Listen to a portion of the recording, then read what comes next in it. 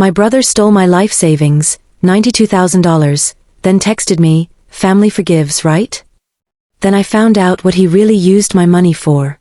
The text message lit up my phone screen at 3:17 a.m., the kind of hour when bad news likes to creep in unnoticed. I had been lying awake anyway, staring at the ceiling and wondering why my bank alerts had gone silent over the past few days. Something about it felt off, like that eerie calm before a storm hits, but I told myself not to overthink it. After all, life was busy. Maybe there'd just been an error or some technical glitch. But no. It wasn't a glitch. When I opened the message from my brother, Alex, my stomach dropped like an anchor into icy water. The words were simple enough, but they hit me with the force of a freight train. "Hey sis, family forgives, right?" I blinked at the screen, sure I'd misread it. Then I scrolled back through our recent conversations, trying to piece together what on earth he could be talking about. We weren't exactly close anymore, not since Dad passed away 2 years ago, but we weren't enemies either. Just distant. Polite texts on birthdays, occasional updates about Mom's health, nothing more. So why this cryptic plea for forgiveness? It wasn't until I checked my bank account that the truth slammed into me. My savings, $92,000 painstakingly saved over nearly a decade, was gone. Completely wiped out. Panic clawed its way up my throat as I frantically called the bank, only to confirm what I already suspected. Someone had accessed my account using my login credentials and drained every penny. And judging by the timing of his text, there was little doubt who that someone was. Alex. The betrayal tasted bitter, like bile rising in my chest. How could he do this? All those late nights working extra shifts, skipping vacations, pinching pennies so I could build a future for myself, and now it was gone. Just like that. Vanished into thin air because my own flesh and blood decided he needed it more than I did. 4 hours, I sat frozen on the edge of my bed, staring at the empty numbers on my banking app. Questions swirled in my mind like a hurricane. Why would he stoop so low? Where had the money gone? And most importantly, how could I ever trust him, or anyone, again? By mid-morning, exhaustion had settled deep into my bones, but sleep was impossible. Instead, I found myself scrolling through old photos on my phone, searching for answers in memories long buried. There was Alex at 15, grinning proudly beside his first car, a beat-up Honda Civic gifted by our parents. There we were at 18 and 21 respectively, laughing under the Christmas tree while Dad snapped pictures. Back then, things were simpler. Closer. Before life got complicated and drove us apart. I wanted to hate him. God knows I tried. But anger kept colliding with grief, leaving me stuck somewhere in between. Because beneath the rage simmering inside me was a painful awareness, this wasn't the brother I remembered. Somewhere along the way, something had broken him. Or maybe he'd always been broken, and I'd been too blind to see it. Still reeling, I dialed Mom's number. She answered on the second ring, her voice groggy with sleep. "Maddie? Is everything okay?" "No," I said, my voice cracking despite my best efforts to stay composed. "It's Alex." A heavy silence followed. When she finally spoke, her tone was cautious. "What did he do now?" "He stole my savings," I blurted out, tears spilling over before I could stop them. $92,000, Mom. Gone. "Oh, sweetheart," her voice softened, laced with sorrow. "I'm so sorry. I had no idea." "Did you know he was in trouble?" I cut her off, desperation creeping into my words. Was he gambling again? Drugs? What happened? Mom hesitated, and in that pause, I knew she'd known something. Not the specifics perhaps, but enough to suspect trouble brewing. "He came to me a few weeks ago," she admitted reluctantly. "Said he owed someone money. A lot of it. I thought he was bluffing, trying to guilt me into helping him. But if he went after your savings," her voice trailed off, heavy with regret. "Who does he owe?" I pressed, dread tightening around my chest like a vice. "I don't know," she whispered. "He wouldn't say." Over the next few days, I threw myself into tracking down where the money had gone. Bank statements revealed a series of transfers to accounts I didn't recognize, followed by cash withdrawals scattered across different cities. It was maddening, piecing together fragments of a puzzle I didn't want to solve. Every lead seemed a dead end, every clue pointing toward one conclusion: Alex hadn't acted alone. Then came the moment that changed everything. While combing through online forums for advice on recovering stolen funds, I stumbled upon a thread discussing loan sharks. One user mentioned a name that made my blood run cold: Victor Kane. The post described Kane as ruthless, cunning, and utterly devoid of mercy. Borrowers who couldn't repay their debts often disappeared without a trace, or worse. And there, buried in the comment section, was a screenshot of a promissory note signed by none other than Alexander Hayes, my brother, dated 3 months ago, for $100,000. Suddenly, everything clicked into place. The desperate texts, the evasive behavior, the sheer audacity of stealing from his own sister, it all made sense now. Alex hadn't taken my money for himself. He'd done it to save his own skin. But saving him meant risking mine. Confrontation came sooner than expected. 2 days later, while grabbing coffee at my usual cafe, I spotted Alex sitting at a corner table. His head was bowed, shoulders hunched as if carrying the weight of the world. For a moment, I considered walking away, letting him stew in whatever mess he'd created. But curiosity and anger got the better of me. "What are you doing here?" I demanded, sliding into the seat across from him. He flinched, clearly startled. "Maddie, I didn't think you'd show up. You didn't answer my question." My voice was sharp, cutting through the tension like a knife. "Why are you here? Waiting for round 2? "No." He shook his head vehemently, eyes wide with panic. "I swear, I wasn't going to ask for anything else. I just needed to see you." "Needed to see me?" I laughed bitterly, the sound hollow even to my own ears. "After what you did. You have some nerve, Alex." "I know," he muttered, looking down at his hands. They trembled slightly, whether from fear or withdrawal, I couldn't tell. "You have no idea how sorry I am. If I could take it back, I would. But I can't. All I can do is try to fix it." "Fix it?" I echoed incredulously. "How exactly do you plan to fix stealing $92,000? Do you even realize how long it took me to save that?" "Yes," he said softly, meeting my gaze for the first time. "I do. And I hate myself for taking it. But Maddie, you don't understand. The people I owe, they're dangerous. If I don't pay them back, they'll kill me." His words hung in the air between us, heavy and suffocating. Part of me wanted to call his bluff, to tell him he deserved whatever came his way. But another part, the part that still remembered the boy who used to share his lunch with me on the school bus, couldn't ignore the raw terror in his eyes. "So what?" I shot back, though my resolve was wavering. "You expect me to bail you out again? Risk my life for yours?" "No," he said quickly. Too quickly. "I'm not asking for that.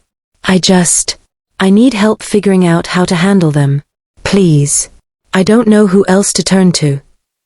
We stared at each other in silence, the weight of his plea pressing down on me like a physical force. Forgiveness felt impossibly far away, yet I couldn't shake the feeling that turning my back on him might cost us both more than I was willing to lose. As much as I hated to admit it, Alex was still my brother. And maybe, just maybe, saving him was the only way to save myself. I sat there, staring at Alex, my mind racing with conflicting emotions. On one hand, the betrayal burned like a fresh wound, raw and unrelenting. How could he have done this to me? To us? But on the other hand, the fear in his eyes was undeniable. It wasn't just guilt or shame, it was sheer terror. Whatever he had gotten himself into, it was bigger than both of us. And as much as I wanted to walk away and let him face the consequences of his actions, something deep inside me couldn't abandon him completely. "Handle them," I finally said, my voice low but sharp. "You mean the loan shark you borrowed money from? Victor Kane? Do you even realize what kind of person we're dealing with here?" Alex flinched at the mention of Kane's name, confirming my worst fears. His trembling hands reached for the coffee cup in front of him, but he didn't drink. Instead, he stared into the swirling liquid as if it held all the answers. "I messed up," he whispered, his voice barely audible over the cafe's soft hum of chatter and clinking dishes. "I thought I could pay him back before things got out of control. But then everything fell apart. The interest rates, the deadlines, they kept piling up faster than I could keep track. By the time I realized how bad it was already too late." Too late for what, Alex? I snapped, leaning forward across the table. Too late to come clean to me? Too late to stop stealing from your own family? Or too late to save yourself without dragging me down with you? He winced again, recoiling from my words like they were physical blows. For a moment, I almost felt sorry for him. Almost. But then I remembered the empty bank account, the shattered trust, and the years of sacrifice that now amounted to nothing more than someone else's debt repayment plan. You don't get to make decisions for me anymore, I continued, my voice steady despite the storm raging inside me. If you think I'm going to throw good money after bad, or worse, put myself in danger because of your mistakes, you're insane. This isn't just about forgiveness, Alex. It's about survival. Yours and mine. He nodded slowly, his jaw clenched tight. I know, he said. And I'm not asking you to fix this for me. I wouldn't blame you if you walked away right now. But Maddie, if I don't figure something out soon, they're going to come after me. And maybe you too. They know about the transfer. If they find out where it came from. They won't, I interrupted, cutting him off before he could finish. My heart pounded in my chest as the reality of his situation sank in. Loan sharks weren't exactly known for their patience or fairness. If Kane suspected I had any connection to Alex, or worse, that I'd taken back the stolen money, he wouldn't hesitate to target me next. Suddenly, this wasn't just about protecting myself from Alex, it was about protecting myself from the fallout of his choices. For a long moment, neither of us spoke. The cafe buzzed around us, oblivious to the weight of our conversation. Finally, Alex broke the silence. I'll leave town, he said quietly, his voice tinged with resignation. Disappear. Start over somewhere new. Maybe they'll forget about me eventually. And what happens when they don't? I shot back. When they track you down and decide to send a message. You can't run forever, Alex. Sooner or later, you'll have to face them. And unless you've got another $100,000 lying around, I don't see how that ends well for anyone. His shoulders slumped, defeated. Then tell me what to do, he pleaded, looking up at me with desperate eyes. I don't have anywhere else to turn. Please, Maddie. Just help me figure this out. The irony wasn't lost on me. Here I was, sitting across from the man who had stolen everything I worked so hard for, and yet I was the one being asked for solutions. It should have been infuriating, and part of me still wanted to scream at him, to tell him to solve his own damn problems, but another part of me couldn't ignore the nagging feeling that walking away wouldn't solve anything. Not really. So instead of yelling, I took a deep breath and tried to think. If Alex was telling the truth, and I had no reason to believe otherwise, then running wasn't an option. Loan sharks like Victor Kane didn't forget debts, and disappearing would only escalate the situation. No, if we were going to survive this, we needed a plan. A real one. Do you still have contact with Kane? I asked, my tone cautious. Alex hesitated, then nodded. Yeah. He texts me sometimes. Mostly threats. But yeah, I can reach him if I need to. Good, I said, surprising even myself with the steadiness in my voice. Because we're going to negotiate. Negotiate. Alex's eyes widened in disbelief. Maddie, you don't understand. These guys don't negotiate.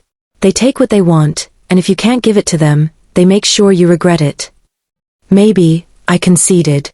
But they also don't waste resources chasing dead ends. If we play this right, we might be able to buy ourselves some time. Enough time to figure out our next move. Alex stared at me, clearly skeptical but also desperate enough to listen. Okay, he said slowly. What's the plan?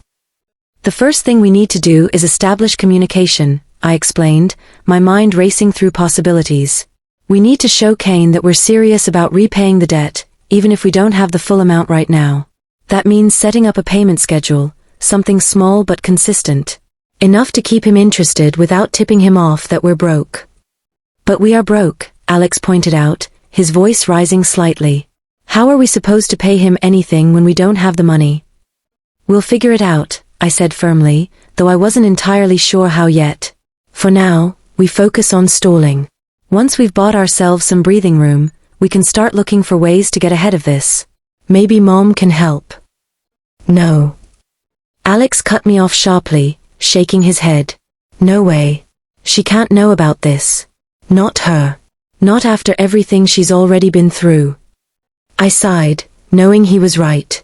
Our mother had sacrificed enough for us over the years. Dragging her into this mess would only add to her pain. Still, the thought of tackling this alone, with Alex, of all people, felt daunting. Fine, I relented. But that means we're on our own. Which brings me to step 2, finding a source of income. Fast. Alex frowned, clearly unsure of where I was going with this. What do you mean? I mean jobs, side hustles, whatever it takes, I said, my voice firm. We need cash flow, and we need it yesterday. You're going to pick up every odd job you can find, construction, delivery, cleaning, anything. And I'll start freelancing online, using my design skills. Between the two of us, we should be able to scrape together something. It wasn't a perfect plan, and it certainly wasn't foolproof. But it was better than nothing. Better than waiting around for Victor Kane to show up at our door. Over the next few weeks, Alex and I threw ourselves into the grind. He worked long hours at a construction site during the day and delivered food late into the night, while I juggled freelance projects and scoured the internet for additional opportunities. It was exhausting, both physically and emotionally, but strangely enough, it brought us closer together. For the first time in years, we were working toward a common goal, even if that goal was born out of desperation. Still, the looming threat of Victor Kane never faded. Every text, every missed call sent shivers down my spine, reminding me that time was running out. We needed a breakthrough, something that would tip the scales in our favor. But until then, we had no choice but to keep moving forward, one step at a time. And then one evening, as I scrolled through my inbox, I stumbled upon an email that made my heart skip a beat.